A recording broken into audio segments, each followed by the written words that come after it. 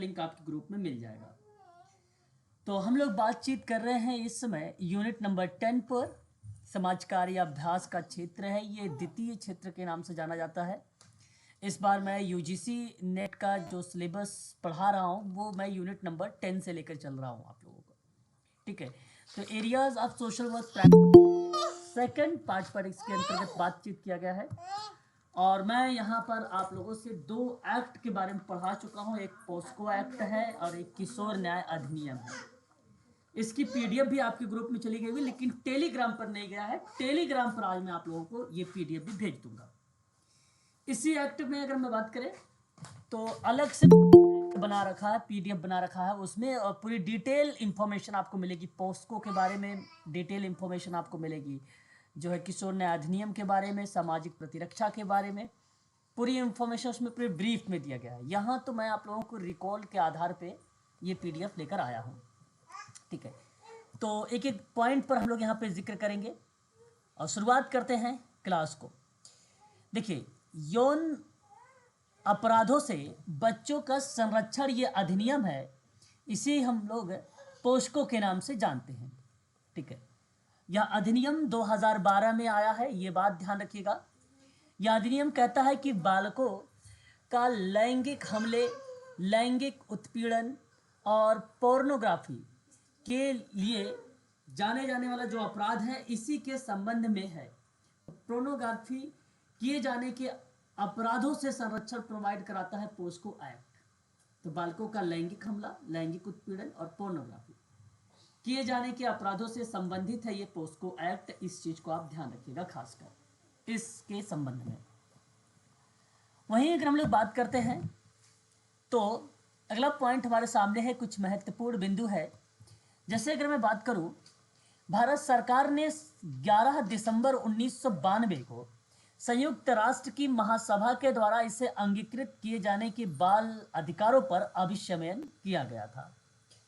तो POCSO act को basically अंगीकृत को लेकर या अधिकारों पर अभिशमन को लेकर बात करें कि कब इस पर जिक्र किया था भारत सरकार ने पोस्को एक्ट पर। अब ध्यान सुनिएगा कि संयुक्त राष्ट्र की महासभा के द्वारा अंगीकृत किया गया था जो बाल अधिकारों पर अभिशमन था, वो डेट थी 11 दिसंबर 1992। 11 दिसंबर 1992 ये बेसिकली DSSB के लिए इंपॉर्टेंट तथ्य हो सकता है पोस्को एक्ट के संबंध में। फिर दूसरा पॉइंट कहता है कि जिसमें बालक के सर्वोत्तम हित को हासिल करने के लिए मानकों की सूची को निर्धारित किया गया है। इसमें बेसिकली जो एक्ट पोस्को एक्ट है, इसमें बालकों का सर्वोत्तम हित की बात की गई है, यानी उसका विकास किया जाए, उसके साथ कोई अपराध ना हो पाए, इसके संबंध में ये जो है लैंगिक उत्पीड़न वगैरह ना हो पाए, उसके संबंध में पोस्को एक्ट लाया गया था, जिनका कि सभी राज्य पक्षकारों द्वारा पालन किया जाएगा, इसे स्वीकार किया जाएगा।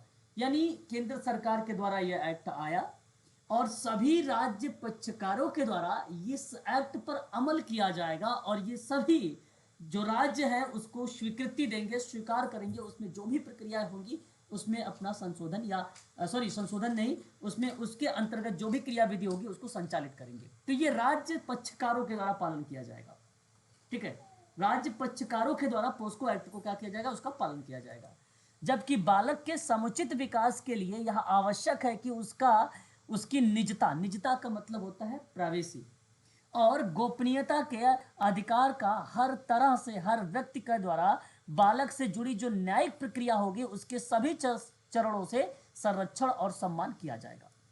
यानी ये जो पोस्को एक्ट है ये कहता है कि बालकों का समुचित विकास होगा, ठीक है, उसका भावनात्मक विकास होगा, सामाजिक विकास होगा, इत्यादि जो भी इसके अंतर्गत आता है, बालक के जो भी आयाम है, डायमेंशन है, वो उसका विकास होगा। साथ ही साथ उस बालक की निजता, उसकी प्राइवेसी भी रखी जाएगी, गोपनीयता भी रखा जाएगा, ये उसका अधिकार। एक्ट कहता है कि बालक की गोपनीयता बनाए रखना है, उसकी प्राइवेसी बनाए रखना है। इस तरीके का इसलिए कहता है कि बालक ताकि समाज में आ सके, समाज में अपना दोबारा से उसका विकास हो सके और समाज की मुख्य धारा से वो जुड़ सके, इसलिए गोपनीयता बनाए रखना इंपॉर्टेंट है इस एक्ट में, क्योंकि उसे समाज में भी अभी वो इसके according sir, hello according sir ji आ रही है सर। हाँ बोलिए। इसके अकॉर्डिंग, पोक्सो के अकॉर्डिंग जो आप बोल रहे हैं ना गोपनीयता, वो सर धारा 74 आइडेंटिफाई करता है। हाँ अभी सब इस पे आएगा, अभी सारी प्रक्रियाएं इसके अंतर्गत आएंगी सर।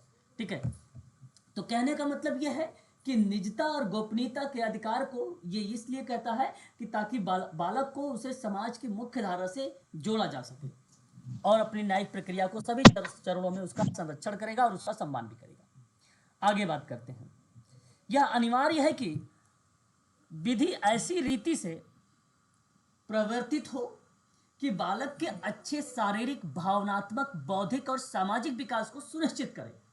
यानी ये बात स्पष्ट हो गई कि बच्चों के यौन शोषण और यौन उत्पीड़न के अपराधों से संबंधित अगर कोई एक्ट है वो पोस्को है, और बालकों का अगर समुचित विकास की बात कर रहा है तो इसका कहने का जो तात्पर्य है वो है शारीरिक, भावनात्मक और बौद्धिक के साथ साथ सामाजिक विकास को भी सुनिश्चित करेगा। और प्रत्येक प्रक्रम पर बालक के सर्वोत्तम हित और कल्याण पर सर्वोपरि महत्व के रूप में ध्यान दिया जाएगा। यानी बालक के समुचित विकास के साथ साथ अगर हम बात करें तो उसके सर्वोत्तम हित और कल्याण पर भी बातचीत होगी। इस पोस्को एक्ट में होता भी है, इस चीज को ध्यान रखिएगा। ये जो तथ्य मैं बता रहा हूं ये अप्लाइड प्रश्न बनाते हैं, जो फैक्ट बनाते हैं वही मैं आप लोगों से जिक्र करूंगा। बालकों का लैंगिक शोषण और लैंगिक दुरुपयोग जघन्य अपराध है। ये भी हमारे लिए इंपॉर्टेंट तथ्य है कि बालकों का लैंगिक शोषण और लैंगिक दुरुपयोग जघन्य अपराध के अंतर्गत रखा गया है, जिस पर प्रभावी ढंग से विचार करके उस पर कार्यवाही किया जाना आवश्यक है। बात करेक्ट है। जैसे कि आप सबको पता है कि भाई यौन शोषण है तो एक प्रकार से जघन्य अपराध के अंतर्गत, यौन उत्पीड़न जघन्य अपराध के अंतर्गत को जो है इसके अंतर्गत संबोधित करता है, जिन्हें अब तो विशेष रूप से परिभाषित तो नहीं किया गया, पर्याप्त रूप से दंड का प्रावधान भी नहीं किया गया। देखिए इसमें दो बातें आएंगी, एक आईपीसी आती है, आईपीसी बेसिकली क्या बताती है, अपराध बताती है, सीआरपीसी क्या बताती है, दंड बताती है कि भाई दंड के अंतर उस अगर आपने वो अपराध किया है तो उसके अंतर्गत आपको इतने साल की जुर्माना या इतने राशि की जुर्माना भी देनी पड़ सकती है। तो सीआरपीसी आगे अभी हम लोग देखेंगे इसके बारे में, है ना। तो पोस्को एक्ट बेसिकली इसी चीज को रिप्रेजेंट करता है कि दो तरह के अपराध इसमें जघन्य अपराध के अंतर्गत है, एक लैंगिक शोषण और लैंगिक दुरुपयोग। आगे अगर हम बात करते हैं, फिर कहता है जिस पर प्रभावी ढंग से विचार कर कार्यवाही किया जाना आवश्यक है। चलिए ये बात करेक्ट है। आगे बात करते हैं। देखिए यहां से अब मैं आप लोगों से धारा के बारे में जिक्र करूंगा, कुछ इंपॉर्टेंट धारा होंगे और मैं आपको बता दूं कि जो आईएमपी के रूप में है वही धारा यहाँ पे नोट किए गए हैं। बेसिकली पोस्को एक्ट में कुल टोटल 9 अध्याय शामिल किए गए हैं और 46 जो है धाराएं शामिल किए गए हैं। क्या ये बात सत्य है? मैंने कल की क्लास में बताया भी था, पीडीएफ में मेंशन भी था, एक बार ओके करिएगा अगर सत्य है तो प्लीज। बिल्कुल सही है सर। जी सर। सही है ना। तो अगर मैं आप लोगों से इसके अंतर्गत बात करूं तो जो मेन मेन धाराएं हैं उनको थोड़ा सा ध्यान दीजिएगा प्लीज एक बार आप लोग, है ना, क्योंकि वही परीक्षा में पूछे जाएंगी, उसी को मैंने उठाया है। तो धारा नंबर 1 कोई भी धारा हो, बेसिकली आप जितनी भी धाराएं देखते हैं सभी लोग उसमें संक्षिप्त नाम हो, विस्तार हो, प्रारंभ हो, यही सारी चीजें बेसिकली हमें देखने को मिलती है। और साथ ही साथ अगर मैं बात करूं तो इस अधिनियम का संक्षिप्त नाम जो है लैंगिक अपराधों से बालकों का संरक्षण अधिनियम है, जो 2012 है। अब ध्यान सुनिए, बेसिकली आपने अभी अभी एक चीज देखा भी कि भाई ये जो है 1992 जो है 1992 में संयुक्त राष्ट्र महासभा के द्वारा इसको क्या किया गया, अभिसमयन के रूप में लाया गया था। ठीक है, लेकिन बेसिकली अगर मैं बात करूं तो ये 14 नवंबर को 14 नवंबर को कौन सा दिवस मनाया जाता है, एक बार प्लीज बताइए। 14 नवंबर को कौन सा दिवस मनाया जाता है? बाल बाल दिवस दिवस। सर। बाल दिवस। बिल्कुल करेक्ट जवाब, बाल दिवस मनाया जाता था। बाल दिवस बेसिकली जब 1992 में बाल अधिकारों पर संयुक्त राष्ट्र ने कन्वेंशन पर भारत के अनुसमर्थन के परिणाम स्वरूप इसको अधिनियमित किया, तो उसके बाद 14 नवंबर 2012 को इसको लागू कर दिया, इसे लागू कर दिया, इस अधिनियम को, पोस्को अधिनियम को। तो एक बात ध्यान रखिएगा कि 1992 में यह अधिनियमित हुआ और 2012 में यानी आप ये कह सकते हो कि 20 साल बाद यह अधिनियम आया। साथ ही साथ आप ये भी कह सकते हो कि उस दिन बाल दिवस है क्योंकि बच्चों से संबंधित है, बच्चों का ताकि यौन शोषण वगैरह ना हो पाए, लैंगिक उत्पीड़न वगैरह ना हो पाए, इसके संबंध में उसी दिन इस अधिनियम को क्या किया गया, लागू किया गया। और यह अधिनियम विस्तार और जम्मू कश्मीर के सिवाय जो है संपूर्ण भारत पर यह लागू है ना। और प्रवृत्त हुआ कब से, तो 14 नवंबर 2012 से। तो ये बड़ा इंपॉर्टेंट है, 14 नवंबर 2012 वाली डेट। बाकी आप सभी लोग जानते हो धारा 1 सभी अधिनियम के अंतर्गत हमें कहीं ना कहीं देखने को मिल जाता है, परिभाषा वगैरह से ही। बात करेंगे धारा नंबर 2। धारा नंबर 2 के अंतर्गत अगर मैं आप लोगों से चर्चा करूं तो ये धारा 2 जो आपसे बताता है, पहला एक परिभाषा बताता है। परिभाषा में क्या कहा गया है, इस बात को थोड़ा सा गौर से सुनिएगा। कहता है कि बालक से ऐसा कोई व्यक्ति अभिप्रोत, देखिए अभिप्रोत का मतलब होता है तात्पर्य। हिंदी लैंग्वेज में अगर हम लोग बात करते हैं तो ये बेसिकली उसका मीनिंग आशय तात्पर्य कहते हैं। अभिप्रोत बेसिकली अधिनियम के संदर्भ में दिखाता है, ठीक है। अभिप्रोत जो है वो बेसिकली क्या दर्शाता है, तात्पर्य दर्शाता है। अभी प्रेरणा मत समझ लीजिएगा, इसका मोटिवेशन मत समझिएगा, इसका मीनिंग बालक से ऐसा कोई व्यक्ति तात्पर्य है कि जिसकी आयु 18 वर्ष से कम, या बालक से तात्पर्य है कि बालक और बालिका दोनों से। तो यहाँ जो दर्शाया गया है बालक शब्द, इसका मतलब ये नहीं कि केवल और केवल बालिका ही है। बालक शब्द बेसिकली जो यहाँ पे रिप्रेजेंट किया जा रहा है वो बालिका और बालक दोनों के लिए यूज में लाया जा रहा है। इस बात को ध्यान से सुनिएगा। दूसरी बात यहाँ पर ये ध्यान से सुनिएगा कि इस अधिनियम में 18 वर्ष से कम उम्र के जो बालक है, जो लोग हैं, उसे बालक की रूप दिया गया है, उसे बालक कहा गया, ठीक है। तो संविधान में अभिप्रोत इस तरीके के शब्द अभी आप लोग और देखेंगे, वहां पर मैं आप लोगों को बताऊंगा भी इसका मीनिंग क्या होता है। उसके बाद अगर बात करते हैं तो घरेलू संबंध में, धारा नंबर 2 आपको परिभाषा के साथ साथ ये भी बताती है कि घरेलू संबंध का वही अर्थ है जो घरेलू हिंसा से महिला संरक्षण अधिनियम 2005 में दिया गया है। कहने का तात्पर्य यहाँ पर क्या है इस अधिनियम में, एक चीज और थोड़ा सा ध्यान से सुन लीजिए कि घरेलू संबंध का वही अर्थ है जो घरेलू हिंसा से महिला संरक्षण अधिनियम 2005 में दिया गया है, उसके अंतर्गत यहाँ पर जिक्र भी किया गया है, ठीक है। तो जैसे आपने घरेलू संरक्षण अधिनियम 2005 का नाम सुना है, तो वही प्रक्रिया कॉपी की गई है धारा नंबर 2 में घरेलू संबंध को, महिला संरक्षण को लेकर, है ना। ये भी चीजें आप यहाँ पर इजिली कह सकते हो कि घरेलू हिंसा के संबंध में महिला संरक्षण के अधिनियम की अगर बात होगी तो वह परिपेक्ष इसके अंतर्गत शामिल रहेगा। और ये पोस्को एक्ट में वही चीजें, कोई भिन्न नहीं है। साझी गृहस्थी से साझी गृहस्थी से ऐसी गृहस्थी अभिप्रेत है। अभिप्रेत का मतलब मैंने बताया ना, तात्पर्य होता है। मतलब कह दिया कि साझी गृहस्थी से ऐसी गृहस्थी का तात्पर्य है ऐसा अपराध से आरोपित व्यक्ति बालक के साथ घरेलू संबंधी के रूप में रहता है या किसी समय रह चुका है। इसका मतलब समझ रहे हैं क्या इसका तात्पर्य हुआ? प्लीज एक बार बताइए। साझी गृहस्थी से ऐसी गृहस्थी का तात्पर्य दर्शाया गया कि अपराध से आरोपित कोई अगर व्यक्ति है, बालक के साथ घरेलू संबंधी के रूप में रह रहा है ना, या वह किसी समय रह चुका हो, तो उस संबंध में बेसिकली साझी गृहस्थी का नाम भी रिप्रेजेंट किया गया है। बताइए एक बार समझ में आया? अगर सर साझी गृहस्थी का मीनिंग क्या पूछिए। सर? रिलेटिव ना, जो भी मतलब घर का आदमी है, जो भी उसके साथ रह चुका है, उसके बारे में बात हो रही है ना। बिल्कुल, साझी गृहस्थी उसी का तात्पर्य दर्शाता है। सर इंग्लिश में बोलेंगे साझी गृहस्थी को?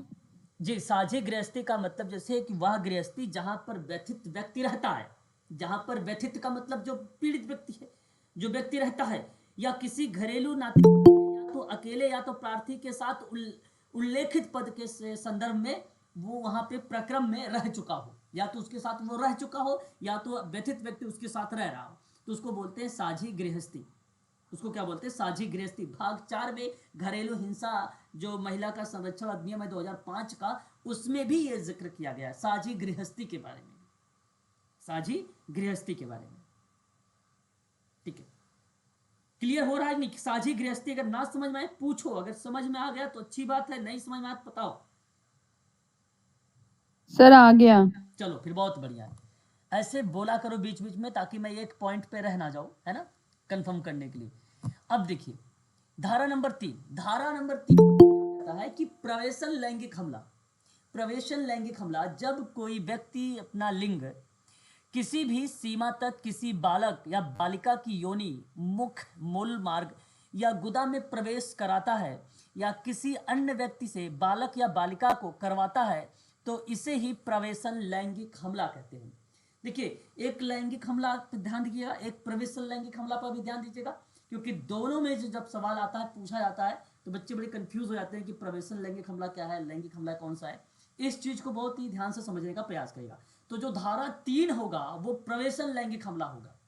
उसमें बेसिकली कहता है कि व्यक्ति अगर अपना लिंग किसी भी सीमा तक किसी बालक या बालिका की योनि या मुख और मूत्र मार्ग कह लिया मूल मार्ग या किसी गुदा में प्रवेश कराता है या किसी अन्य व्यक्ति से बालक बालिका से करवाता है तो उसे बेसिकली क्या बोला जाता है, प्रवेशन लैंगिक हमला कहता है। अब देखिए, ये धारा 3 है। धारा जो 4 आएगा वो बेसिकली इसको रिप्रेजेंट करेगा दंड को। धारा जो 4 होगा वो प्रवेशन लैंगिक हमले से लिए दंड के बारे में बताता है। जो कोई प्रवेशन लैंगिक हमला करेगा या वह सादा या कठिन कारावास से तो जिसकी अवधि 7 वर्ष से कम नहीं किंतु आजीवन कारावास तक हो सकती है और जुर्माने से भी उसे दंडित किया। तो बेसिकली धारा जो 3 है वो प्रवेशन लैंगिक हमला से संबंधित है और धारा जो 4 है वो दंड से संबंधित है। और दंड कितना है तो 7 साल से कम नहीं बल्कि ज़्यादा हो सकती है और इससे हो सकता है कि आजीवन कारावास भी हो सकता है और साथ ही साथ आपको वहाँ पे जुर्माना भी हो सकता है। तो ये बेसिकली धारा 4 इस तरीके से दर्शाता है। ठीक है, आगे बात करते हैं नेक्स्ट पॉइंट पर। अगर हम बात करते हैं आगे तो धारा 5 आती है। धारा 5 बेसिकली क्या है, इस चीज को भी बड़ा ध्यान समझिएगा। आप लोगों ने कल मैंने आपको दिखाया भी था थोड़ा थोड़ा सा। तो गुरुत्तर लैंगिक हमला से संबंधित है। गुरुत्तर लैंगिक हमला से संबंधित है। अब ध्यान रखिएगा, इस गुरुत्तर लैंगिक हमला में बेसिकली 4 पॉइंट आता है। इसमें कितने पॉइंट्स आते हैं, 4 पॉइंट होते हैं। तो निम्न परिस्थितियों में गुरुत्तर लैंगिक हमला का माना जा रहा।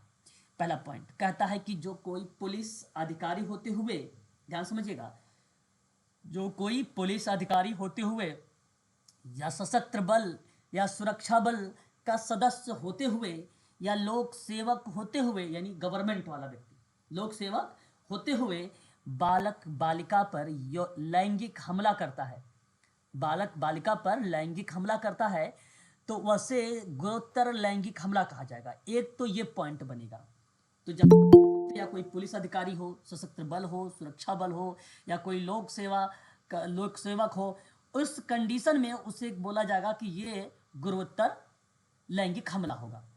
लेकिन वही करते दूसरे पॉइंट में जी सर, इस क्षेत्र में किसी भी प्रकार के सरकारी अधिकारी आ सकते हैं ना? बिल्कुल, जब गवर्नमेंट लोक सेवक लिखा है तो कोई भी आ सकता है। कोई भी आ सकता है, सरकारी है, गवर्नमेंट है। ठीक है। अब दूसरी बात समझने का प्रयास करिए। दूसरा तथ्य आपसे कहता है कि जो कोई कहता है किसी जेल या प्रतिप्रेषण गृह या आपसे कहता है भाई संरक्षक गृह आदि का संरक्षक होते हैं। जैसे हॉस्टल में वार्डन होती है, वो भी संरक्षक में ही आ जाएगा। संरक्षक गृह भी होता है, उसमें कोई व्यक्ति हो सकता है, उसमें का कोई प्रतिप्रेषक गृह हो सकता है, उसमें का कोई जेल हो सकती है, उसमें का। तो कोई संरक्षक होते हुए यदि बालक बालिका पर लैंगिक हमला करता है तो वह भी गुरुत्तर लैंगिक हमला करता है, तो उसे भी गुरुत्तर लैंगिक हमला कहा जाएगा। तो 2 कंडीशन आपको पता हो चुकी है। एक तो ये कंडीशन पता चला कि पुलिस अधिकारी हो, सशस्त्र बल हो, सुरक्षा बल हो। दूसरा आपको पता चला कि भाई प्रतिप्रेषण गृह हो या संरक्षण गृह हो या जेल हो, इस कंडीशन में संरक्षक हो सकता है, तो वो भी बेसिकली क्या है, वो गुरुत्तर लैंगिक हमला है। तो ये 2 बातें आपको यहाँ पर ध्यान में रखनी होगी। थर्ड, अब बात करते हैं थर्ड पॉइंट पर। ये बड़ा इंपॉर्टेंट है, थोड़ा सा इसको ध्यान रखिएगा। थर्ड पॉइंट ये केवल मैं रिकॉल करवा रहा हूँ, कल मैंने आपको पढ़ाया था, उसकी पीडीएफ में पूरी डिटेल इंफॉर्मेशन मिलेगी इसके लिए। थर्ड कहता है कि कोई किसी अस्पताल या शैक्षिक संस्था या धार्मिक संस्था आदि का प्रबंधक या कर्मचारी होते हुए किसी बालक या बालिका पर लैंगिक हमला करता है तो वह भी गुरुत्तर लैंगिक हमला होगा। मान लीजिए कि जो कोई अस्पताल या हॉस्पिटल है या शैक्षिक संस्था है या कोई मान लीजिए विद्यालय या स्कूल है, प्राइवेट या गवर्नमेंट हो। फिर कहता है कि धार्मिक संस्था हो, धार्मिक संस्था, जैसे आपने एक मूवी देखा होगा आश्रम, आश्रम मूवी देखा है किसी ने? वेब सीरीज आई हुई थी, मूवी नहीं है, वेब सीरीज हो। Yes, yes, जी जी यस सर। सर। देखा है सर। हाँ, तो वो बेसिकली क्या था, वो गुरुतर लैंगिक हमला का बात थी। बस अब वहां पे अगर हम बात करते हैं तो एज को लेकर थोड़ा सा वो, क्योंकि एज क्लियरफाई नहीं किया गया कि वो एज कितनी है, बट इस चीज को थोड़ा सा रिलेट वहां पे जरूर कर सकते हैं कि जो वेब सीरीज थी आश्रम, वो बेसिकली धार्मिक संस्था, तो वो भी बेसिकली जो है गुरुतर लैंगिक हमला का पार्ट था। ठीक है, साथ ही साथ प्रबंधक या कर्मचारी होते हुए भी बालक या बालिका पर अगर कोई लैंगिक हमला करता है तो वो भी क्या कहलाता है? अब शैक्षिक संस्था में कोई टीचर भी हो सकता है, ठीक है, कोई शिक्षक भी हो सकता है, डॉक्टर भी हो सकता है ना।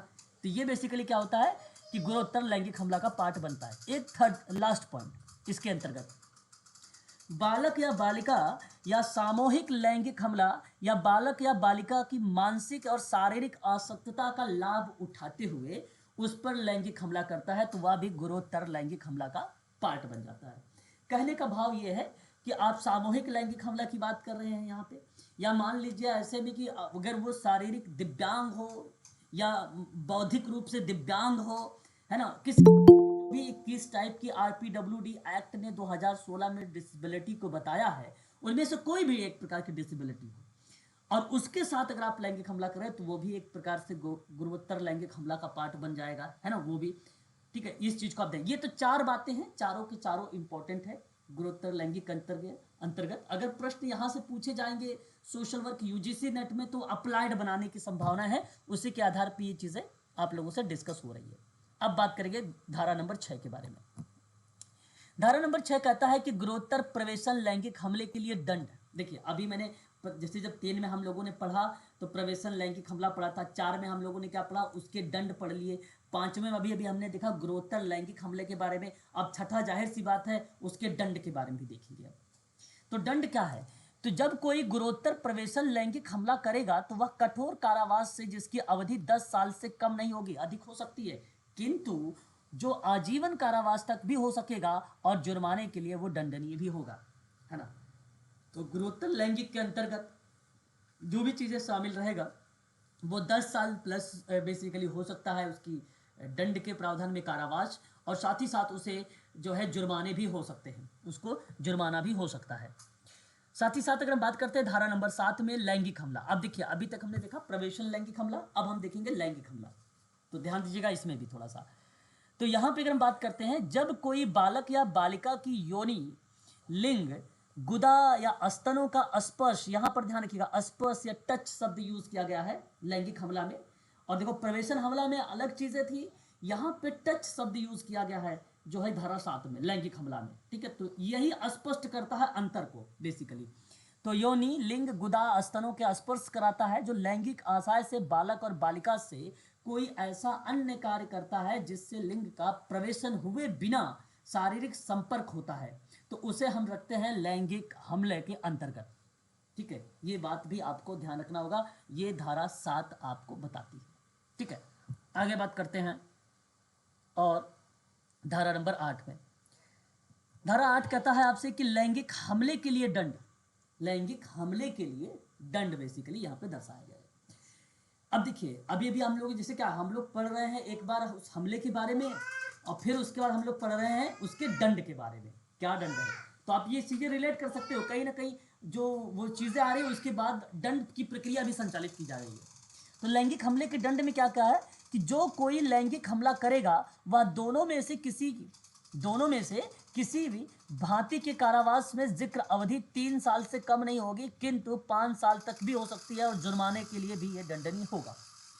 ठीक है, तो जो कोई भी लैंगिक हमला करेगा, ठीक है, तो वह उसे जो है 3 साल कम से कम जेल हो सकती है, 5 साल तक भी जा सकती है ये, और साथ ही साथ उसको जुर्माना भी लगाया जा सकता है उसके ऊपर लैंगिक हमले के दंड के ऊपर। ठीक है, आगे बात करते हैं धारा नंबर, देखो 9 मैंने स्किप कर दिया क्योंकि 9 इंपॉर्टेंट नहीं है, इंपॉर्टेंट यहाँ पे 10 धारा है, धारा नंबर 10।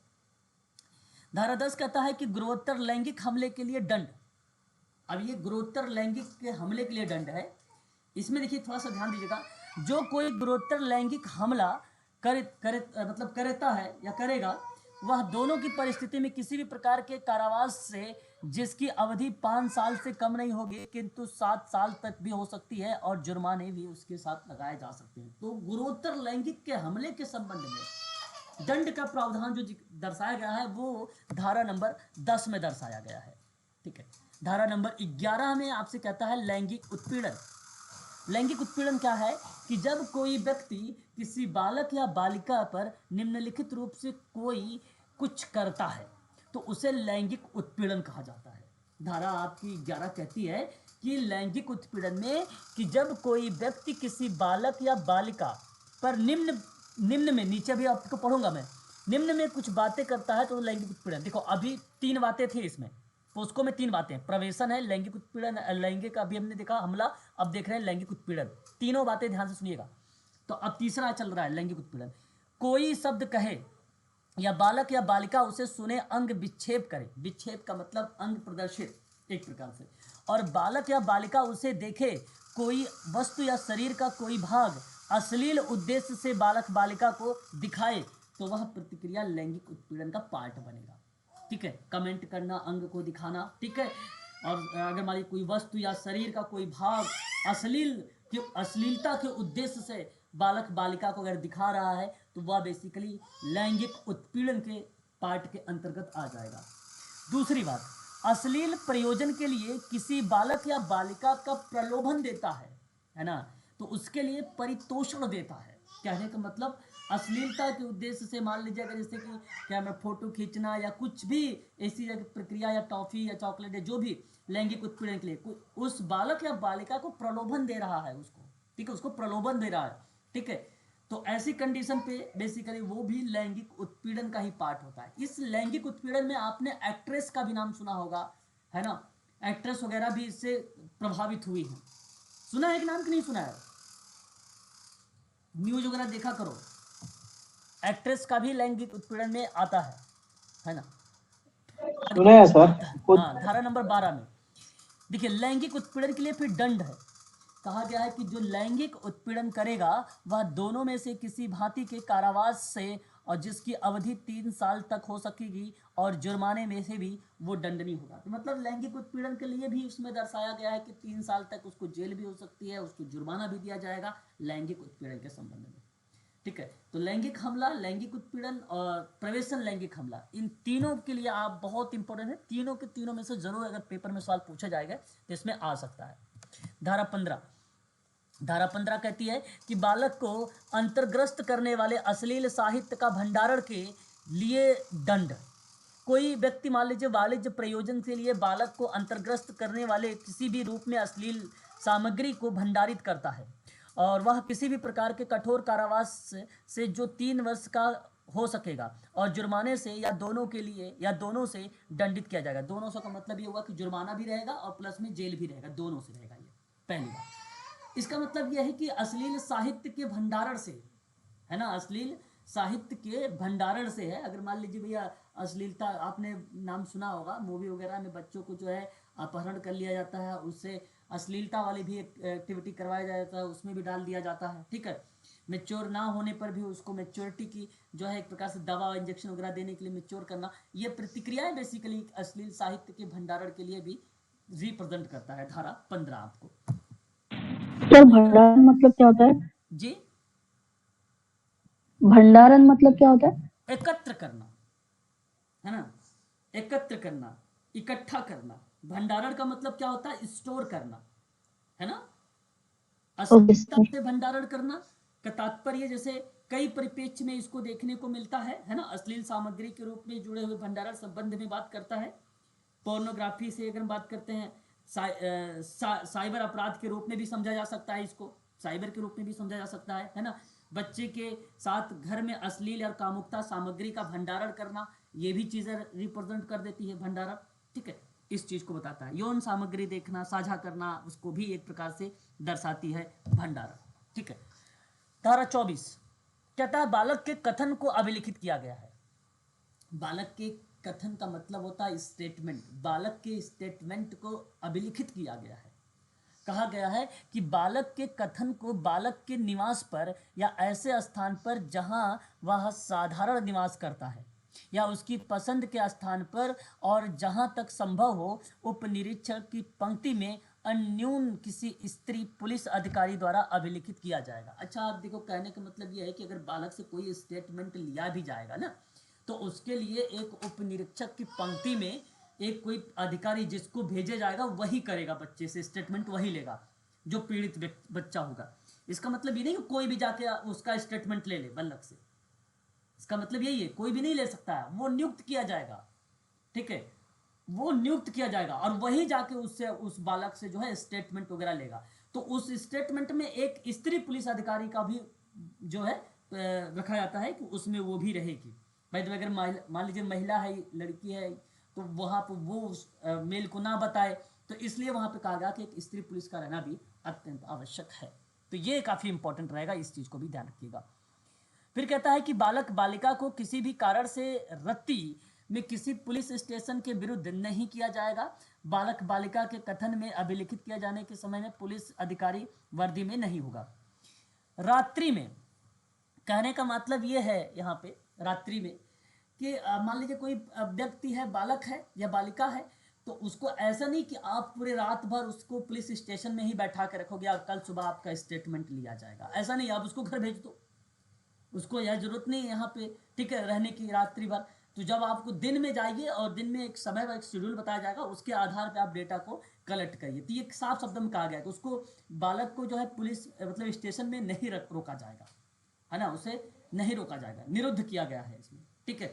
और वहाँ पे आप जाके स्टेटमेंट जो है ले सकते हैं। और जब भी आप स्टेटमेंट ले, ये नहीं कि अपने वो वर्दी में रहे, सादे ड्रेस में भी हो सकता है, एक फॉर्मल ड्रेस में भी हो सकते हैं, ठीक है, एक सामान्य व्यक्ति की तरह आप जाके पूरी स्टेटमेंट बालक से ले, ठीक है। क्यों? कारण ये कि वो बालक है, उसे समाज की मुख्य धारा से दोबारा हमें जोड़ना है, इसलिए ये एक्ट लाया गया है पोस्को एक्ट में, है ना। उसे हमें उसको समाज में ले आना है ना। अगर हम बात करते हैं यहाँ पर धारा 28 के बारे में, इस 28 में विशेष न्यायालयों की पदाभिति के बारे में किया गया है। पदाभिति का मतलब एक प्रकार से यह है कि आपको न्यायालय में वहाँ पर एक जो है कोई कमेटी या बैठक होगी जहाँ पे तुरंत उस पर डिसीजन लिया जाएगा। तो देखिए जरा सुनिए, कह रहा है कि त्वरित विचारण, त्वरित विचारण का मतलब तुरंत आपको विचार करना है, और त्वरित विचारण उपलब्ध कराने के प्रयोजन से या प्रयोजन के लिए सरकार जो है उच्च न्यायालय के मुख्य न्यायाधीश से परामर्श या उसके परामर्श से राजपत्र में अधिसूचना के द्वारा प्रत्येक जिले में या प्रत्येक जिले के लिए इस अधिनियम के अधीन अपराधों के निवारण या विचारण करने के लिए किसी सेशन न्यायालय के विशेष न्यायालय बनाएगी, ठीक है। तो देखो टेंडम में तो कोई ऐसा तो है नहीं कि कोई न्यायालय बन जाए, है ना, बट उसके लिए आप सोचो एक सेशन न्यायालय को, ठीक है, एक सेशन न्यायालय को, जो सत्र न्यायालय जिसको बोलते हैं, वो विशेष न्यायालय बनाएगी और उसमें उसको त्वरित कहते हैं, उसको बोलते हैं त्वरित विचार करने के लिए, उस पर त्वरित विचार होगा। तो उसको कहते हैं कि विशेष न्यायालयों को पदाभित्ति किया जाएगा। और इस तरीके के शब्द जो है धारा 28 में रिलेट कराया गया है कि ये भी बातें ध्यान रखिएगा, सरकार के उच्च न्यायालय के मुख्य न्यायाधीश के परामर्श से ही राजपत्र में यह अधिसूचना होगी। राजपत्र में अधिसूचना के द्वारा प्रत्येक जिला में यहाँ पे इस अधिनियम के अकॉर्डिंग उसी के अधीन अपराधों पर विचार किया जाएगा और सत्र न्यायालय को विशेष न्यायालय में कन्वर्ट करने के लिए विचार किया जाएगा, ताकि वहाँ पे त्वरित फैसला लिया जा सके। और विशेष न्यायालय के समक्ष कार्यवाहियों पर दंड प्रक्रिया की भी जो दंड संहिता होती है उसको भी प्रावधान करने का लागू करेगी, ठीक है। विशेष न्यायालय के समक्ष जो भी कार्यवाहियाँ हो रही है वो दंड प्रक्रिया भी उसके अंतर्गत प्रावधान में लागू होंगे, है ना। धारा आपसे कहता है 32, विशेष लोक अभियोजक शब्द है ये। धारा 32 कुल टोटल 9 अध्याय और 46 धाराएं हैं, जो मेन धाराएं हैं उसी पर मैं जिक्र कर रहा हूँ।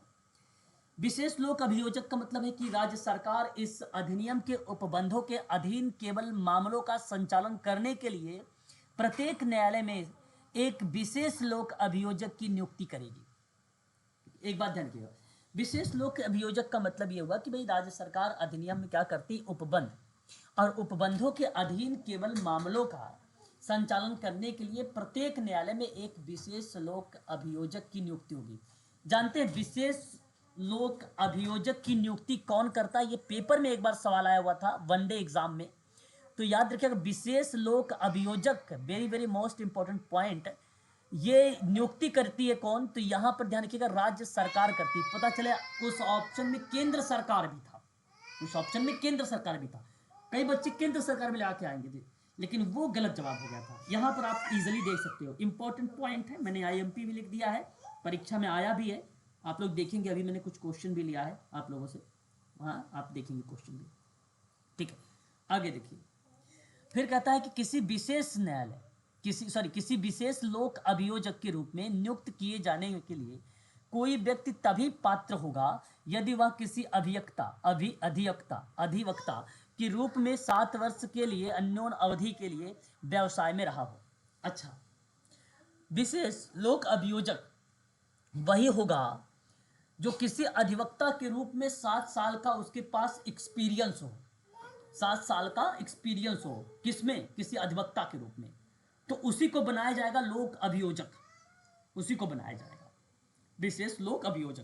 तो ये भी पॉइंट हमारे लिए इंपॉर्टेंट होगा, ठीक है, ये भी पॉइंट इंपॉर्टेंट होगा। अगला पॉइंट पर बढ़ेंगे, धारा नंबर 34 पर कहता है कि बालक द्वारा किसी अपराध के घटित होने और विशेष न्यायालय के द्वारा आयु की अवधारणा करने की दिशा की प्रक्रिया दर्शाई गई है 34 में। कहा गया है धारा 34 में कि बालक द्वारा किसी अपराध के घटित होने पर, जैसे कोई अपराध घटित हुआ, और फिर कहा कि विशेष न्यायालय के द्वारा आयु की अवधारणा को लेकर, जैसे अभी जिक्र करेंगे हम लोग इस पर भी। कहता है कि जहां इस अधिनियम के अधीन कोई अपराध किसी बालक के द्वारा किया जाता है, वहां ऐसे बालक का किशोर न्याय अधिनियम देखभाल अधिनियम 2000 के उपबंधों के अधीन कार्यवाही की जाएगी। देखिए, जैसे मैंने कहा कि सपोज मान लीजिए 16 से 18 वर्ष की आयु है, और यहाँ बेसिकली क्या है कि वो जो है 16 वर्ष के अंदर जो है वो जेल में आ गया, और फिर उसने 4 साल की सजा काटी, तो इसकी उम्र हो गई 20 वर्ष, समझिएगा, इसकी उम्र 20 वर्ष हो गई। तो अब इसका मतलब ये नहीं हुआ कि अब इसके साथ अलग तरीके से पेश आया जाए, इसका मतलब ये नहीं कि अब इसके साथ अलग। तो पोस्को एक्ट में ये बात कही जा रही है, इस चीज को थोड़ा सा ध्यान रखिएगा। ये अलग की बात है कि भाई उस व्यक्ति को जो 16 दिसंबर 2012 का जो केस हुआ था दिल्ली में, तो वो अलग की बात है कि उसको उसमें से 3 लोग पाए गए थे नाबालिग, बाद में उनको सजा दी गई थी, और एक को तो अभी आप लोगों ने नाम जल्द ही सुना होगा, हाल ही की बात बता रहा हूँ, लास्ट कुछ ईयर पहले उसको जो है सजा दी गई फांसी की, ठीक है। तो ये अलग मैटर था जो न्यायालय के द्वारा बेसिकली सारी चीज़ें दर्शाया गया था। इस प्रक्रिया में भी न्यायालय की भूमिका रहेगी, ऐसी बात नहीं है, लेकिन इसमें ये कहा गया है इस चीज़ को लेकर कि अगर मान लीजिए वो 4 साल का सजा काटा है, तो आप सोचो उसमें कोई वो संशोधन नहीं होगा, अगर उसकी एज हो गई तो अब बेसिकली क्या होगा, तब वो किशोर आयु वाले चला जाएगा, तो वहाँ चला जाएगा। तो वहाँ ऐसे बालकों का किशोर न्याय बालकों का देखरेख और संरक्षण अधिनियम 2000 लिखा हुआ है, जिसमें जो उपबंधों के अधीन कार्यवाही की जा रही होगी, वही चीज़ें यहाँ पर फिर संचालित हो जाएंगी, ठीक है। तो ये चीज़ें भी आप थोड़ा सा समझ रहिएगा। बेसिकली उसमें कोई ऐसा नहीं है कि बड़ा परिवर्तन आ जाएगा, जो उसके नियम या सिस्टम के अंतर्गत आता है, जो भी कार्यवाही वगैरह वो उसके अंतर्गत की जाएगी। धारा 35 कहता है कि बालक के साक्ष्य को अभिलिखित और मामलों को निपटारा करने के लिए अवधि। देखिए, विशेष न्यायालय यथासंभव अपराध का संज्ञान लिए जाने की तारीख से 1 वर्ष की अवधि के भीतर विचारक का पूरा किया जाएगा। मतलब विशेष न्यायालय में ये बात बड़ा आसान शब्दों में लिखा हुआ, आप इजीली समझ भी गए होंगे कि विशेष न्यायालय में अगर यथासंभव कोई अपराध का संज्ञान है, तो उसे जो है उस तारीख से लेकर, जिस तारीख से लिया जाएगा, मतलब उस केस को उस तारीख से लेकर उसे 1 वर्ष के अंदर उस पर जो है विचार पूरा किया जाएगा। तो ये बात धारा 35 कहती है, ठीक है, निपटाने के संबंध में है मामलों को। धारा जी कुछ कह रहे हैं? हाँ जी सर। 35 में देखो सर ये हाँ, मतलब एक साल का जो बताया आपने, तो वो ये बताया ना कि मतलब 1 साल के अंदर उसको मामले को जो है वो पूरा करने की जो भी इसमें कार्यवाही है, हाँ वही वाली बात थी। तो उस पर कार्यवाही की जाएगी, 1 साल के अंदर ही सब कुछ किया जाएगा। धारा अगर हम बात करते हैं 37 में, तो कहता है आपसे ये धारा 37 क्या कहता है कि विचारक का बंद कमरे में संचालन। अब देखिए, जो भी विचारक किए जाएंगे, जो भी विचार विमर्श होगा, तो ये नहीं कि भाई 4 लोगों के बीच में मीटिंग में, सत्र में, न्यायालय में सामूहिक के रूप में, ऐसा नहीं होगा। उसे विशेष न्यायालय में विचारक बंद कमरे में और बालक के माता पिता या किसी ऐसे अन्य व्यक्ति की उपस्थिति में करेगा जिसमें बालक का विश्वास है। तो जो भी विचार विमर्श होगा, जैसे मान लिया उसका कोई संरक्षक है या जिसे आप वो जानता है वो व्यक्ति है ना, तो उसके सामने या उसको जो है बैठा कर सामने उस पर विचार विमर्श होगा, उस पर बातचीत, उसकी केस हिस्ट्री वगैरह ली जाएगी, पूरी डिटेल इंफॉर्मेशन। तो इसके बारे में बताता है धारा 37 बंद कमरे में, ठीक है, संचालन के रूप में। ठीक है, थोड़ा सा ये हिंदी जो है टफ इजी किया गया है। अगर आप अधिनियम पढ़ते तो थोड़ा सा टफ हिंदी मिलती है इस अधिनियम में, इसको मैंने थोड़ा सा इजी कर दिया। इजी इसलिए क्या है कि पेपर जब आप मिलेगा तो कुछ इसी तरीके के शब्द मिलेंगे, वो वाले शब्द नहीं मिलेंगे यहाँ पे, है ना। धारा 45 सर ये हमारे लिए थोड़ा सा इम्पोर्टेंट है जी। सर धारा 37 जो बता रहे हैं सर, विचारण का बंद कमरे में संचालन, इसका मतलब यही है ना कि जो बच्चे हैं जिनके साथ मतलब हुआ है जो भी उसका व्यक्ति हाँ उससे पूछताछ कर रहा है मतलब बंद कमरे में। बिल्कुल बिल्कुल, विचारण का मतलब यही है, उस पर विचार विमर्श, उस पर बातचीत, केस हिस्ट्री। Okay sir. हाँ, केस हिस्ट्री। तो देखो नियम बनाने की शक्ति 45, नियम बनाने की शक्ति 45 कहता है कि केंद्रीय सरकार इस अधिनियम को क्रियान्वित करने के लिए राजपत्र की अधिसूचना के द्वारा नियम बना सकेगी। तो केंद्र सरकार यहाँ नियम बना सकेगी, ये शक्ति नियम बनाने की है। तो ये था हमारे सामने 45 धारा, जो यहाँ पर आपका पोस्को एक्ट यहाँ पर फिनिश होता है। लेकिन पोस्को एक्ट के धाराएं खत्म होने के बाद कुछ महत्वपूर्ण तथ्य हैं, एक बार उसको भी मैं रिकॉल करवा देता हूँ। सर एक मिनट, आपने जो धारा 6 बताई है और धारा 10, उसमें थोड़ा सा डिफरेंस बता दीजिए। धारा 6 और धारा 10, धारा 6 धारा 10 क्या बताती है, किसी को बताओ। धारा 6 और धारा 10 एक्चुअली सर इसमें जो धारा 6 में आपने लिखवाया था गुरुतर हमले जो है उसके लिए दंड है, तो 10 वर्ष से कम नहीं या आजीवन कारावास है। लेकिन जो धारा 10 बताई है, धारा 10 भी दंड से रिलेटेड है, तो मुझे इस दोनों के बीच में डिफरेंस पूछना आपसे। देखो मैं बताऊं, आपने अभी भी कहा कि धारा 6 आपने कहा कि गुरुतर लैंगिक प्रवेशन हमले के लिए बात किया गया। इसमें कहा गया कि कोई प्रवेशन लैंगिक हमला करता है तो उसे कठोर कारावास दिया जाएगा, उसमें 10 साल की जो है उससे जेल भी हो सकता है और उसके ऊपर जुर्माना भी हो सकता है। धारा 10 आपसे क्या कह रहा है कि गुरुतर लैंगिक हमले। धारा 6 में आप ध्यान रखिए कि प्रवेशन लैंगिक हमले से था। प्रवेशन मैंने पढ़ाया, प्रवेशन क्या था, प्रवेशन लैंगिक हमला था। लैंगिक हमला उसके अंतर्गत क्या दर्शाया गया था, मैंने अभी आपको बताया भी था। प्रवेशन लैंगिक सर स्क्रीन शो नहीं हो रही, जो है मूत्र मार्ग या गुदा में प्रवेश कराता है, इसमें डिस्प्ले नहीं दिखाई दे रहा है। मैं स्क्रीन दिखा नहीं रहा हूँ आप लोगों को। मैं यहाँ इन्होंने मेरे से पूछा है एक धारा 6 के बारे में और एक धारा 10 के बारे में पूछा है, तो इसलिए मैं धारा 6 और 10 बता रहा हूँ। मैं स्क्रीन शेयर नहीं कर रहा हूँ अभी। स्क्रीन शेयर तो है, लेकिन यहाँ पे आप देख रहे होंगे महत्वपूर्ण तथ्य लिखा ऊपर, इसको मैंने शेयर कर रखा है ना, ठीक है। देखो मैं फिर से समझा रहा हूँ, फिर समझो, बताऊं प्लीज एक बार ध्यान दो। सर एक लड़की सर किसी का अनम्यूट है और स्क्रीन को शेयर कर रहा है, तो ये थोड़ा सा स्टॉप कर दीजिए। सर ये जीनत महल जी को कोई तो है, वो शेयर कर रहे हैं स्क्रीन। मेरा मतलब है धारा क्या है? जी सर, हाँ जीनत सर जीनत कर लिए। मैंने कहा कि धारा नंबर 6 क्या है। धारा नंबर 6 कहता है कि गुरुतर प्रवेशन लैंगिक हमला है। यहाँ तो प्रवेशन शब्द जोड़ो, प्रवेशन शब्द जोड़ो यहाँ पे, ठीक है, प्रवेशन शब्द। और धारा जो 10 आपको दर्शाया गया है, ठीक है, धारा जो 10 दर्शाया गया है उसमें लैंगिक हमला जोड़ो, लैंगिक हमला जोड़ो। यही तो अंतर था, मैंने यही तो बता रहा था कि प्रवेशन ध्यान रखना, लैंगिक हमला ध्यान रखना, एक लैंगिक उत्पीड़न ध्यान रखना है, लैंगिक उत्पीड़न। यही तो मैं आपको बार बार बोल रहा था कि यही पे ध्यान रखना है, यही चीजों पर, ठीक है। अब बताओ, अभी समझ में आया कि नहीं? सर एक्चुअली जो पीडीएफ में था ना उसमें गुरुतर हमले के लिए दंड था धारा 6 में भी, और जो धारा 10 था ना उसमें भी गुरुतर हमले के लिए दंड था। तो भाई गुरुतर हमले के लिए ही तो दंड है, गुरुतर हमला भी तो होता है प्रवेशन में। नहीं समझ पा रहे हो क्या? गुरुतर लैंगिक हमला की बात अगर हम कर रहे हैं तो ये आपका उसके अंतर्गत, लैंगिक हमले के अंतर्गत आ जाएगा। और अगर हम वही बात करते धारा 6 वाले में तो धारा 6 वाली भी आपको क्या दर्शाती है? गुरुतर प्रवेशन लैंगिक हमला दर्शाती है ये। एक मिनट, अब देखिए यहाँ पे, अब इसके अंतर्गत कुछ मेन चीजें हैं। मेन चीजें क्या है उनको थोड़ा सा समझ लीजिए।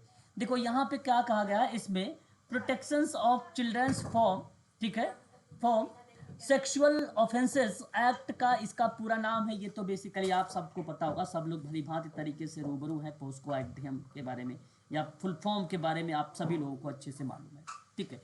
दूसरा कहता है 18 वर्ष से कम, ध्यान सुनिएगा यहाँ पे, 18 वर्ष से कम उम्र के सभी बच्चे, चाहे लड़का हो या लड़की, जिनके साथ किसी तरह का भी लैंगिक शोषण हुआ हो या करने का प्रयास किया गया हो, वे आते हैं पोस्को कानून के अंतर्गत। 18 साल से कम उम्र के, हालांकि 18 साल से कम आयु के किसी भी व्यक्ति को रूप में अगर परिभाषित किया भी गया है तो वो बेसिकली यौन शोषण, यौन उत्पीड़न के अपराधों के ही अंतर्गत संबोधित किया गया है, ठीक है। तो ये पोस्को एक्ट के अंतर्गत आता है, ये बात आप ध्यान रखिएगा। सर अब ये एज क्या चेंज हो गई है, 18 से 16 हो गई है क्या? देखिए यहाँ पे बेसिकली 2019 है वो संशोधन में आपको बताएं तो 16 साल से कम उम्र के बच्चों से रेप के मामले में 10 साल की न्यूनतम सजा को बढ़ा के 10-20 कर दिया गया। तो वह बेसिकली प्रक्रिया आप संशोधन का मान सकते हो, दैट इज राइट, करेक्ट है ना। तो आप 16 साल मान सकते हो यहाँ पर भी। और प्लस में एक चीज और ध्यान रखिए, यहाँ पे अगर आपको एक बात बता दूं कि 10 वर्ष लिखा मिलेगा और 10 के बाद अगर मैं बात करूं तो वो 20 ईयर्स मिल जाएगा। तो 2019 का संशोधन पार्ट, 2019 का संशोधन पार्ट, बिल्कुल, बहुत बढ़िया, बहुत अच्छी बात है, आपने याद दिलाया, ये भी आप याद रखना आपको। आगे बात करते हैं, अगर कोई व्यक्ति बच्चा का इस्तेमाल है, यदि कोई व्यक्ति बच्चों का इस्तेमाल पोर्नोग्राफी के लिए करता है तो यह भी वो एक गंभीर अपराध होगा। ऐसे मामलों में सजा का प्रावधान होगा, 5 वर्ष से लेकर आजीवन कारावास भी हो सकता है। अगर कोई व्यक्ति किसी बच्चों का इस्तेमाल कर रहा है और पोर्नोग्राफी के लिए काम करवा रहा है तो ऐसे संबंध में उसे गंभीर अपराध माना जाएगा और उसे 5 साल से आजीवन कारावास भी हो सकता है। संयुक्त राष्ट्र महासभा के द्वारा अंगीकृत किया गया ये बालकों के अधिकार से संबंधित अभिसमयन, और ये बेसिकली 11 दिसंबर 1992 है। और ये लागू जब हुआ है तो बाल दिवस 14 नवंबर को मनाते हैं, इसलिए 14 नवंबर याद रखिए क्योंकि बच्चों से संबंधित। और 20 साल बाद, यानी आप 1992 में 20 साल जोड़ेंगे तो आपका आ जाएगा 2012। राज्य सरकार इस अधिनियम के अधीन मामलों का संचालन करने के लिए नियुक्त करती है किसको? विशेष लोक योजक को। करेक्ट बात है ना। चलिए अब जरा सा सवाल सर 2012 में इंडिया में आया था ना? क्या इंडिया में आया था?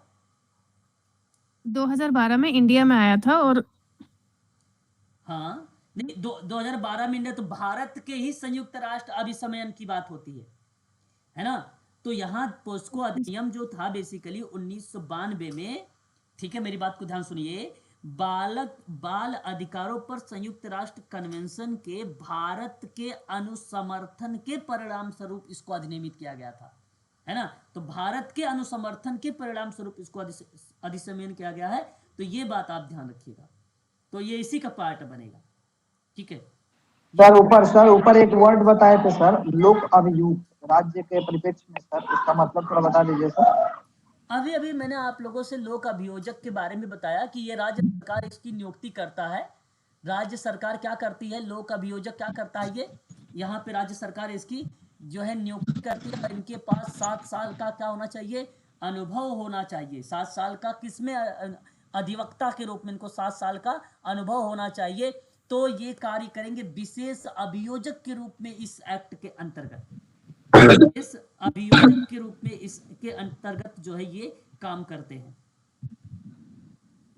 पोस्को विशेष अभियोजक और क्या क्या बोल सकते अभियोजक के रूप में, जी अधिवक्ता के रूप में सर बता रहे हैं। क्या बोल सकते हैं? हाँ, तो लोक अभियोजक है ना, जो है इसी के अंतर्गत आते हैं, इसी के। ठीक है, थैंक यू क्या सर। पूछना चाह रहे हो सिराज सर? नहीं क्लियर हो गया सर, अभी क्लियर हो गया सर, आप बताए ना, अभी क्लियर हो गया। अब देखिए आगे देखते हैं। आगे देखो कुछ सवाल है, 2-4 सवाल करते हैं फटाफट। सिराज करो। लैंगिक अपराधों के बालकों के संरक्षण अधिनियम 2012 में बताइए कब प्रवर्तक हुआ? सॉरी 14 नवंबर 2012। 14 नवंबर 2012। चलो ये तो शुक्र है कि आप इस वाले सवाल में आप इजीली कर लोगे और आपको ये पता भी हो गया। देखिए विशेष लोक अभियोजक की नियुक्ति कौन करता है? केंद्र सरकार, सरकार, राज्य सरकार। चलो बहुत बढ़िया, आपने यहाँ पर बी ऑप्शन का भी चुन किया, बड़ा अच्छा लगा। ठीक है, अच्छा इसकी अगर हम बात करें कितने लोग जो अभियोजक होता है इसे कितने साल का अनुभव होना चाहिए अधिवक्ता के क्षेत्र में? 7 साल का। 7 साल का। 7 साल का। 7 वर्ष का इसके पास होना चाहिए, बहुत अच्छा। ठीक, ऑप्शन बी करेक्ट है। आगे बात करते हैं बालक या कुटुंब, ध्यान से पहले सवाल को सुनिएगा फिर जवाब दीजिएगा। बालक का कुटुंब या संरक्षक परिवार, कुटुंब परिवार का ही पार्ट होता है। और संरक्षक अधिवक्ता नियुक्त करने में असमर्थ है तो उन्हें अधिवक्ता कौन उपलब्ध कराएगा? अब मान लीजिए कोई अगर अधिवक्ता उपलब्ध भी करवाने के संबंध में बात करता है तो बालक का संरक्षक अधिवक्ता नियुक्त करने में असमर्थ है तो उन्हें अधिवक्ता कौन उपलब्ध कराता है? न्यायालय होगा इसका। न्यायालय होगा इसका। इसका होगा विधि सेवा प्राधिकरण, आपका ऑप्शन पहला। अब इसके बारे में थोड़ा सा सुन लीजिए, मैंने इसके बारे में जिक्र नहीं किया था लेकिन थोड़ा सा सुनिए। आपको बता दूं ये बेसिकली यौन अपराधों से बच्चों का संरक्षण अधिनियम जो है वो 2005 वाला जो घरेलू हिंसा वाला संबंध में था। तो विधि सेवा प्राधिकरण बच्चों के परिवार अथवा अभिभावक को अधिवक्ता प्रदान करेंगे यदि वे विधिक सलाहकार वहन करने में असमर्थ हैं तो ऐसी कंडीशन पर। ये बात जरूर ध्यान रखिएगा, फिर से रिपीट करूंगा मैं, इस चीज को ध्यान से सुनिएगा। बेसिकली क्या है कि प्रत्येक बालक जिसे कोई मुकदमा दायर या प्रतिरक्षा करना हो तो वह निशुल्क विधिक सेवा का हकदार होता है कि नहीं? प्रत्येक बालक जिसे कोई मुकदमा दायर करना हो तो वह निशुल्क विधिक सेवा का हकदार होगा। और यौन अपराध से संबंध में बच्चों के संरक्षण अधिनियम के संबंध में 2005 में अगर हम बात करें तो उसके अंतर्गत विधिक सेवा अथॉरिटी या प्राधिकरण के बच्चों के परिवार अथवा अभिभावक को अधिवक्ता प्रदान करेंगे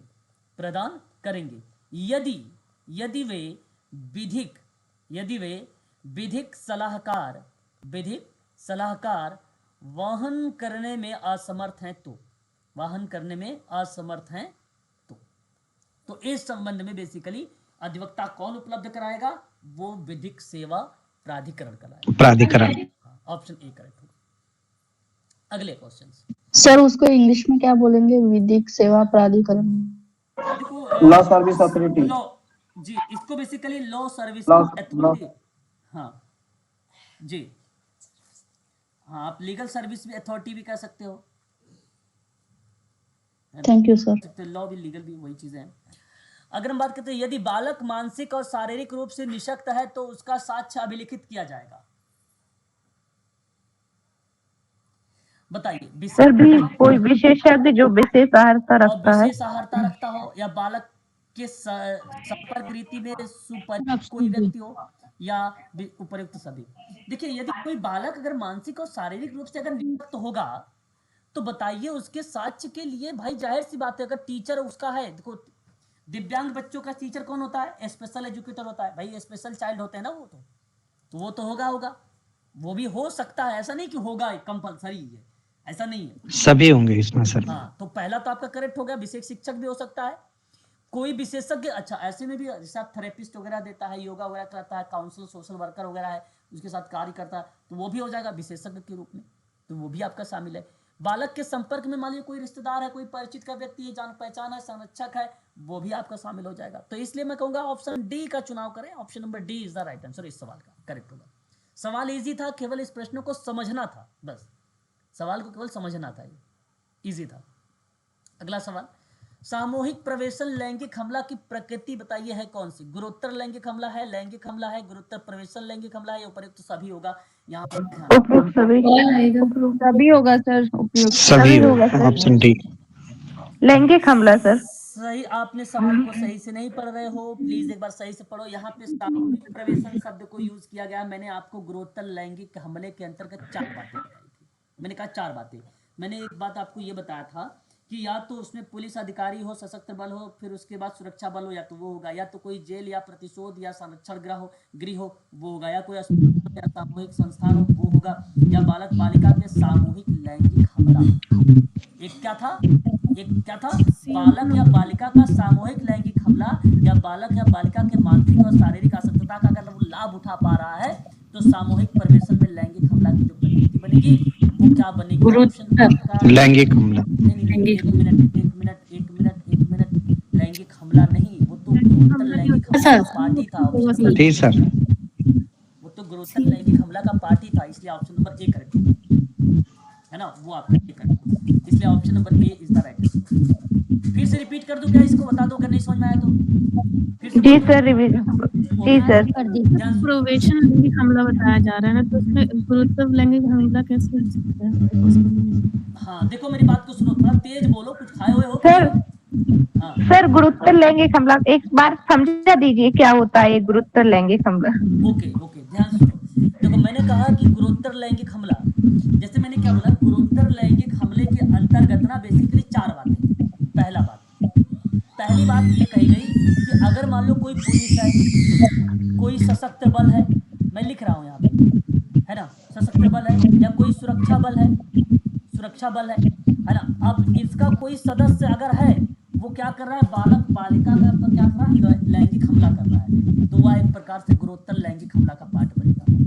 पहली बात इस वाले पार्ट में। दूसरा पॉइंट कह रहा है कि मान लीजिए कोई जेल है, कोई प्रेषण गृह है, कोई संरक्षक गृह जहाँ पर बच्चों को रखा जाता है ना, ये गृह है, उसमें मान लो कोई वार्डन है या कोई मान लीजिए जो वहाँ का जेलर वगैरह है ना, वो लोग क्या मेन होते हैं। अब मान लो वो लोग क्या कर रहे हैं, वो बच्चों पर या बालक बालिकाओं पर क्या कर रहे हैं, वो लैंगिक हमला कर रहे हैं, तो वो क्या कहलाएंगे? गुरुत्तर का मतलब क्या होता है? गुरु समझो। अब गुरु चाहे समझो तो पुलिस वाले प्रक्रिया में सोचो तो जो सबसे बड़ा हो भाई गुरु है ना, अगर कोई बालक के ऊपर कोई वो हमला कर रहा है तो। अब मान लो जेल है तो जेल में जेलर है तो समझो गुरु है सबका। प्रतिशोधर है तो उसमें मान लो उसका कोई हेड होगा या वार्डन होगी, वो कर सकती है। तीसरा देखिए, तीसरा में अगर आपसे बात करूं, कोई बालक हो, जैसे मतलब मान लीजिए अस्पताल है, कोई शिक्षा संस्थान है, कोई मान लो शिक्षा संस्थान में, कोई मान लो धार्मिक संस्था है, धार्मिक संस्था वगैरह चलाते हैं लोग। राम रहीम का नाम तो सुना ही होगा आप लोगों ने, बड़े फेमस पर्सन है कि नहीं? हाँ, तो ये सब क्या है, ये सब इस नाम पर क्या करते भाई, ये लोग ना ये किसी बालक बालिका पे क्या कर रहे हैं, हमला कर रहे हैं, लैंगिक हमला कर रहे हैं। तो ऐसी कंडीशन पे तो इसमें स्कूल के जो टीचर होते हैं वो भी आ जाएंगे, जैसे स्कूल का कोई टीचर है? बिल्कुल टीचर भी आ जाएंगे इसमें, कोई दो राय नहीं। सर जैसे कोई किसी कंपनी के अधिकारी बड़े लेवल के, ये सारी चीज। हाँ, शैक्षिक संस्था हो गई आपकी, कोई अस्पताल हो गया, या कोई मान लीजिए मैंने कहा आदि, यहाँ पे एक शब्द जोड़ दिया आदि का मतलब और भी संस्था, जैसे कंपनी वगैरह भी आप कह सकते हैं। बिल्कुल करें, कंपनी वगैरह भी फैक्ट्री वगैरह भी शामिल कर सकते हैं। ये तीसरी बात हुई, जो भी गुरु की भूमिका में है सब। जी, ये भी गुरु की भूमिका में, बिल्कुल सही बात आप कह रहे हो।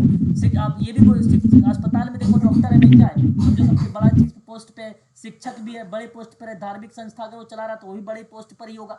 ठीक है। चौथी बात देखिए, चौथी बात में क्या है, चौथी बात में कहता है कि बालक बालिका या सामूहिक लैंगिक हमला, जो ये सवाल है, ठीक है, सामूहिक लैंगिक हमला, या मान लीजिए बालक की मानसिक और शारीरिक असक्तता। मान लीजिए क्या हुआ कि वह उसे आपने देखा कि ये शारीरिक रूप से दिव्यांग है, चल फिर नहीं पा रही है, मानसिक रूप से दिव्यांग है, उसको सोचने समझने की शक्ति नहीं है, ठीक है, वो दिव्यांग है, उसके साथ कोई हमला हो गया, लैंगिक हमला, वो भी चीजें, और सामूहिक लैंगिक हमला, ये भी चीजें। यह चारों बातें सामूहिक जो है गुरुत्तर लैंगिक हमले के पार्ट बनते हैं, गुरुत्तर लैंगिक हमले के पार्ट बनते हैं, गुरुत्तर लैंगिक हमले के पार्ट बनते हैं। और गुरुत्तर एक प्रवेशन लैंगिक हमला है ना, गुरुत्तर एक लैंगिक प्रवेशन हमला है। ठीक है। अब हमले की पार्ट में ये भी चीजें बेसिकली यहाँ पर देखने को वही चीजें मिल जाती है कि उसके साथ इसी तरीके की अगर हम बात करें किसी भी सीमा तक उसमें बालक बालिका की योनि मुख मूत्र मार्ग या गुदा में प्रवेश कराना, ये भी प्रक्रिया बेसिकली उसी का पार्ट फिर बन जाता है ना। प्रवेशन केवल वहां पे ध्यान रखो, बस वही चीजें आपको रिलेट कराती है, उसमें वही जोड़ दो प्रवेशन में, बाकी सारी चीजें सिमिलर रहेगी, है ना, सारी चीजें सिमिलर रहेगी। क्लियर हो गया? एक बार बता दीजिए सर। इसी सब नहीं होना चाहिए इसका मतलब कुछ बोल रहा भाई क्या? सर मैं बोल रही हूँ कि सर इसमें क्वेश्चन बोला है कि सामूहिक प्रवेशन लैंगिक हमला के बारे में बताया ना, तो उसमें सी ऑप्शन नहीं होना चाहिए इसका सही? सामूहिक प्रवेशन लैंगिक हमला की प्रकृति क्या आप कह रहे हो कि सी? जी सर। हाँ सर, मैं इस क्वेश्चन का बोल रही हूँ कि सी आंसर होना चाहिए। सामूहिक गुरुत्व प्रवेशन लैंगिक हमला, सामूहिक प्रवेशन लैंगिक हमला। देखिए बेसिकली क्या है कि प्रवेशन हमले के शब्द में जो है ना, गुरुत्तर प्रवेशन लैंगिक हमला को यहां पे यूज नहीं किया गया किसी धारा वगैरह में, है ना, प्रवेशन हमला को। तो इसलिए सामूहिक प्रवेशन होगा, तो सामूहिक प्रवेशन में अगर जैसे मतलब संस्था वगैरह में डालता ना क्वेश्चन में, संस्था वगैरह डाल देता अगर, या मान लो कोई शिक्षा संस्थान या जेल वगैरह डालता, तब अगर आप कहते तो मैं ये एक प्रकार से इसको मान लेता कि करेक्ट है, तो वो करेक्ट भी हो जाता। लेकिन यहां पे आपका ये सामूहिक प्रवेशन की सामूहिक प्रवेशन की वजह से, सामूहिक प्रवेशन की वजह से ये आपका ऑप्शन जो है करेक्ट नहीं होगा कि आप ऑप्शन सी को चुनाव करें, ऑप्शन ए को चुनाव करें। धारा 5 के अंतर्गत नहीं आएगा ये? धारा 5 के अंतर्गत, धारा 5 के अंतर्गत लैंगिक हमले के अंतर्गत जो चौथा पार्ट है सर, वो आता है आपका पहला ऑप्शन, पहला ऑप्शन। धारा 5 का ही क्वेश्चन है, धारा 5 का ही क्वेश्चन है सर, धारा 5 का ही क्वेश्चन है, धारा 5 पढ़िए, उसी का क्वेश्चन है धारा 5। हाँ सर, उसमें ऐसे ही लिखा है। ठीक है, ठीक है मनीषा। सर मुझे कुछ पूछना था। हाँ क्या? सर मैं ये पूछ रही थी, इग्नू का जो पीएचडी का इंटरेस्ट होता है उसका मैंने फॉर्म अप्लाई किया है। एक मिनट पहले तो जाओ, अभी थोड़ा सा ये बताता हूँ। अभी बताओ इस टॉपिक में कोई यहाँ तो कोई दिक्कत तो नहीं है, आगे बढ़े फिर बताओ तो सही। हाँ सर। जी सर, क्लियर है सर, क्लियर है सर। चलो अब देखो यहाँ आपका पोस्को एक्ट हो गया फिनिश। अब हम बात करेंगे ना किशोर न्याय अधिनियम के बारे में, ये होगी कल की क्लास में, कुछ इसी तरीके क्लास होगी, क्योंकि मैंने ये एक सारांश के रूप में आपके सामने प्रस्तुत किया है, ठीक है। वो चीज़ें आपको कल भी यहाँ पे क्लियर हो जाएगी। तो ये पीडीएफ बहुत इंपॉर्टेंट है और इजी शब्दों में पूरे आर्टिकल्स लिए गए हैं, ठीक है। इजी शब्दों में जो मेन आर्टिकल्स हैं वो अभी मैं आपको प्रोवाइड, बाकी इसके बारे में अगर डीप में पढ़ना होगा तो एक पीडीएफ तो मैंने ऑलरेडी बना के आप लोगों को शेयर किया भी है, डीप वाला, ठीक है। तो वो वाला आपको मिल जाएगा, ठीक है। तो चलिए अभी आज के लिए इतना ही रखते हैं। अभी हम लोग 8:30 बजे फिर ज्वाइन करेंगे क्लास को, इसी लिंक पर बने रहिए, ठीक है। अभी हम लोग सर मेरे को